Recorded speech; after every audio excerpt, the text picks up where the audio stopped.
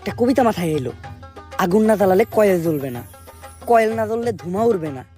কবিতাটা তাড়াতাড়ি লিখে লাই। কবিগুরু, আরে শিবাল্লি তুমি আসছো, কিন্তু এত দেরি হলো কেন? তুমি আসবা শুই না আমি বসে আছি একা। তা আমার জন্য গোলাপ ফুল আনছো? গোলাপ তো আনে নাই, কিন্তু ফুল আনছি গাঁদা, কারণ আপনার মাথার চুল সাদা। কবিতা শুনামু, কিন্তু আমি প্রাক্তনকে কখনোই ক্ষমা করবো না। আরে এটা কার কাছে আইলাম আমি? ও জীবনে তো চলে প্রাক্তন দিয়া। আচ্ছা থাক, কবিতা শুনে। আপনি এই জায়গায় বসে কি করতেছিলেন? আমি কবিতা লিখতেছিলাম, কারণ আমি প্রাক্তনকে কখনো ক্ষমা করবো না। তা কি কবিতা লিখলেন? কবিতার নাম হলো প্রাক্তনকে কখনোই ক্ষমা করবো না। আমি প্রাক্তনকে কখনোই ক্ষমা করবো না, কারণ প্রাক্তনের নাম নিলেই ভিডিওতে ভিউ হয়, তাই আমি প্রাক্তনকে কখনোই ক্ষমা করবো না। কবিতাটা কেমন লাগছে বলো? এটা কি কোনো কবিতা? পেলা নার্সারি পোলাও না তো এর থেকে ভালো লাগবো। এই তুমি যেটা জানতে আমার কাছে আসছো ওটা বলো। বর্তমানে কি করলে সফল হওয়া যাইব?